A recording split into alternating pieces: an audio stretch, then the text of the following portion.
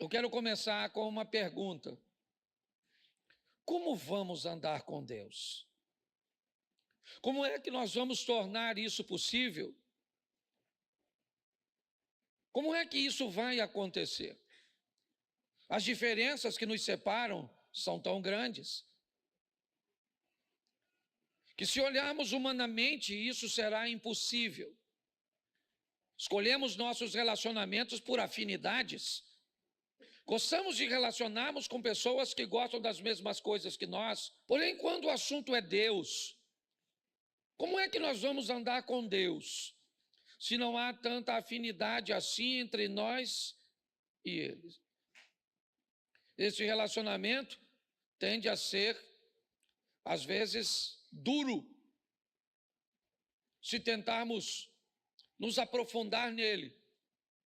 Ou então, ele pode ser bem superficial, se não atentarmos para as mudanças que precisam acontecer para que isso funcione.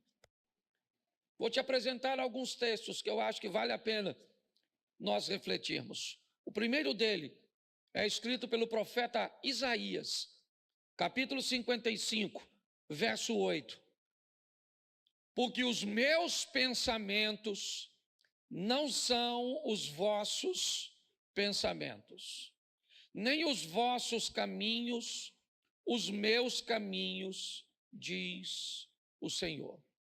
Preste atenção, porque nós vamos aprender algumas coisas importantíssimas. Como é que eu vou andar com Deus e vou estabelecer com Deus um relacionamento sadio, se o que Deus pensa é diferente de mim? Se a forma dele pensar é diferente da minha forma? Se por onde ele deseja ir, o que ele deseja trilhar, não é o que eu quero? Como é que este relacionamento vai progredir? Ele vai crescer? Como é que nós vamos andar juntos então? Que não há afinidade entre nós, mas ainda assim, eu quero andar com ele, ele quer andar comigo, e eu estou interessado nisso. Então eu vou te dar mais 2 versículos. O primeiro, Ezequiel 33, 11. Põe aí. Diz-lhes: tão certo como eu vivo, diz o Senhor Deus, não tenho prazer na morte do perverso, mas em que o perverso se converta do seu caminho e viva. Convertei-vos dos vossos maus caminhos, pois por que haveis de morrer, ó casa de Israel? Preste atenção. Conversão. Se eu quero andar com Deus, eu vou precisar me converter. Eu vou precisar sofrer uma mudança. Convertei-vos dos seus maus caminhos. Muitas vezes, nós nos deparamos com dificuldades, algumas resistências para identificarmos. A palavra conversão é uma palavra desafiadora, porque ela nos expõe a uma mudança que muitas vezes não estamos prontos para fazer. Mas e aí? A outra parte é que vai se converter? Só tem 2 partes para que esse relacionamento se consolide. Uma sou eu, a outra é Deus. A palavra para que ele se consolide é conversão. Então, se eu não me converto, quem tem que se converter é Deus para se relacionar comigo?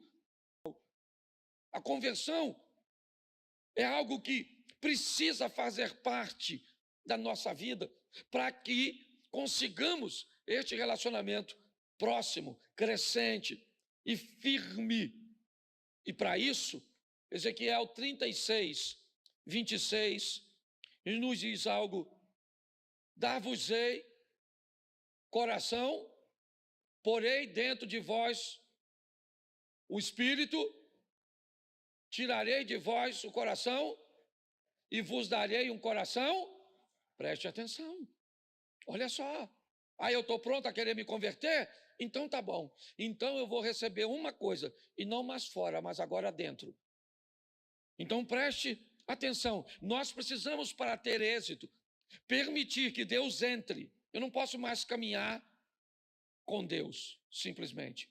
Eu tenho que caminhar em Deus. Se eu quero vencer, não dá mais para um Deus que ande comigo. Eu preciso de um Deus que ande em mim. Um Deus que habite em mim. E se eu quero viver uma vida digna com Deus, eu preciso permitir que essa dureza de coração, que esse coração cauterizado, insensível, esse coração que não sente mais quando desagrada a Deus, desapareça. Esse é o coração de pedra. O Espírito de Deus, ele vai trazer sobre nós um coração de carne, sensível, sabe?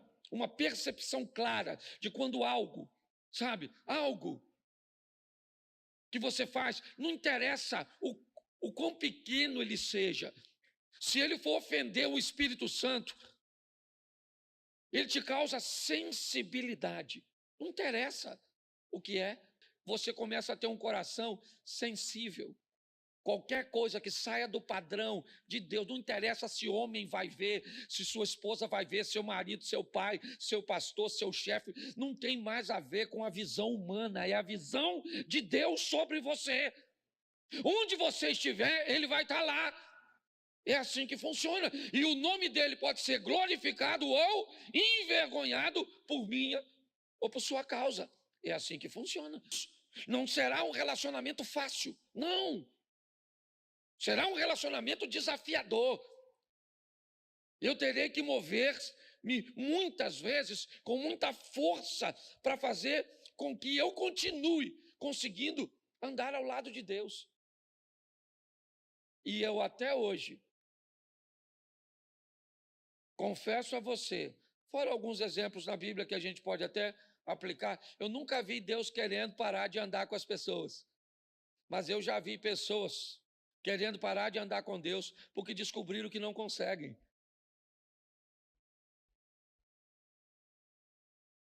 Ah, pastor, não consigo. Então, eu prefiro ter um coração de pedra. Porque com um coração de pedra eu nem sou capaz de sentir o que eu estou fazendo. Então, como é que eu posso viabilizar isso? O Tiago 1,12. Bem-aventurado o homem que suporta a tentação, porque quando for provado, receberá a coroa, ao qual o Senhor tem prometido para os que o amam.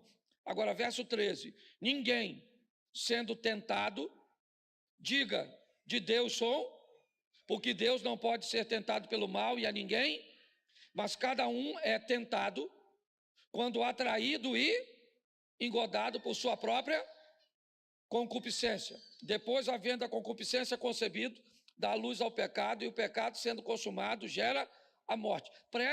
É assim que funciona. Então, se eu quero fazer isso dar certo, eu tenho que ter um autoconhecimento. Entender que a tentação precede a provação.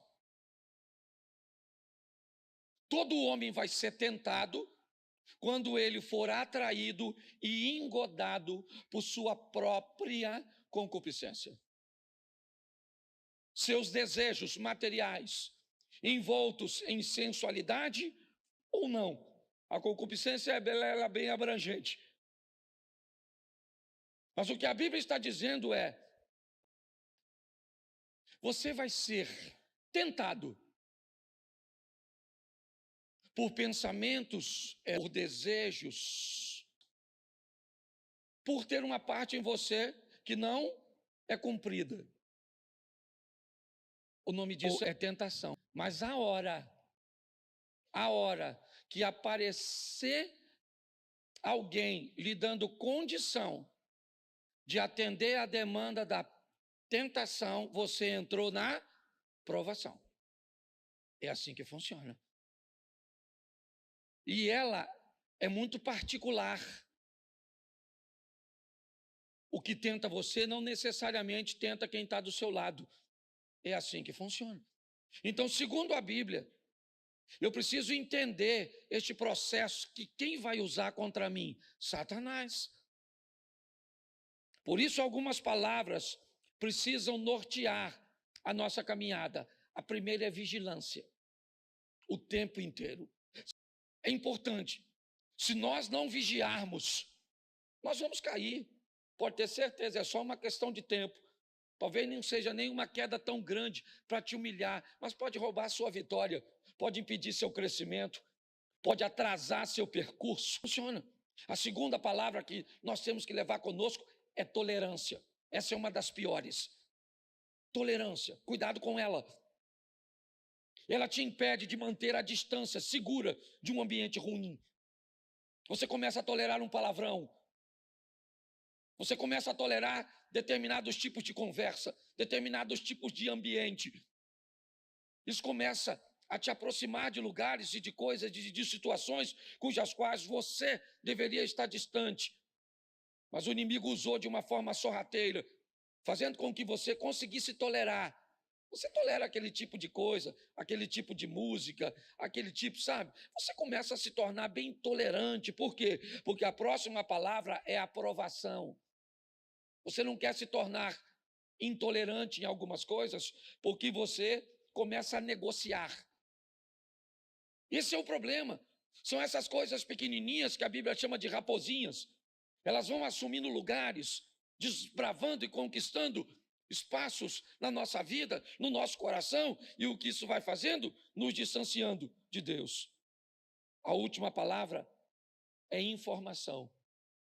Aquilo que vai dar a você o conhecimento para combater os ataques.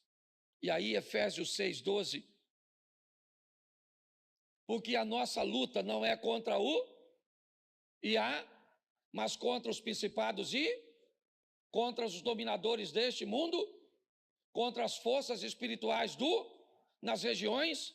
Isso. Nossa luta não é contra a carne e mas é com a carne e o sangue. Não é contra, mas é com. É com ela que eu batalho, meu corpo físico. Na maioria das vezes, meu problema é com carne e com sangue, com gente, com pessoas. Ele está dizendo que a nossa luta, nós precisamos enxergar. Não é contra a carne e o sangue, é contra os principados, potestades. É num ambiente invisível. Pô, pastor, aí o senhor está de brincadeira. Se é invisível, como é que eu vou lutar num ambiente invisível? Por isso eu estou dizendo. Não vai dar sem Deus. Não vai dar com Deus de forma superficial. Não vai rolar. Não vai. Você não vai conseguir alcançar a santidade. Você não vai conseguir progredir em seu relacionamento com Deus com uma visão humana. Não vai. Não adianta. Ele vai dar aqui as armas. E aí, diz assim, né? Nós vamos precisar de um revestimento. E de que é que eu preciso? Repita comigo. Couraça da justiça. Isso. Mas a gente gosta de falar da couraça da justiça. Mas depois você lê, porque ela fala para nós cingirmos os lombos com a verdade. E depois colocar a justiça, a couraça, em cima da... Então não dá para ter justiça se embaixo da coroa da justiça tem mentira. Não há.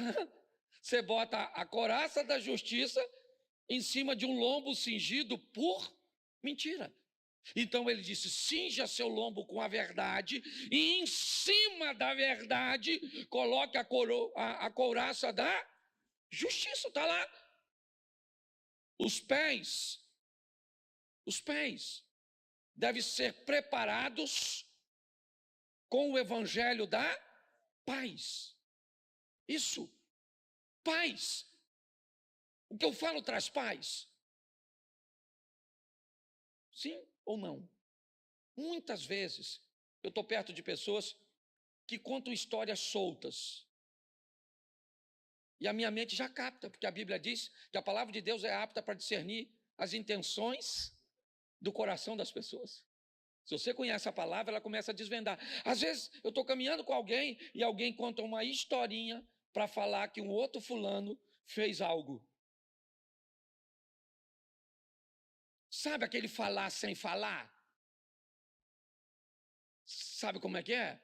Aquele veneno numa dosezinha que às vezes nem parece.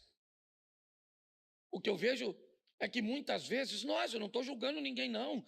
O meu desafio é esse. É entender que se eu quero lutar no mundo espiritual, o evangelho que eu carrego é um evangelho de paz, de verdade, e não de contenda, de intriga. Não interessa. Se eu não posso resolver, então cala a boca. Porque pior, a gente ainda dissemina os outros a falarem mal, a pensarem mal, a uma série de coisas. E é assim que funciona.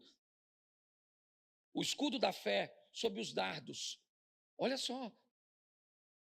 Olha que coisa interessante. O que é um dardo? O dardo é um quê? É um objeto que ele é lançado. O escudo é para nos proteger dos dardos inflamados do maligno, que ele vai jogar de longe. Ele não precisa possuir você e nem a mim. Não há necessidade disso. Basta lançar alguma coisa sobre nós que faça com que façamos a vontade dele. Precisamos desse escudo. Na nossa cabeça está o capacete da isso. Uma coisa deve estar na nossa cabeça para sempre. O que que é? A salvação. Salvação de quem? De todo mundo. Se o que eu vou fazer não é para salvar pessoas, tem alguma coisa de errado.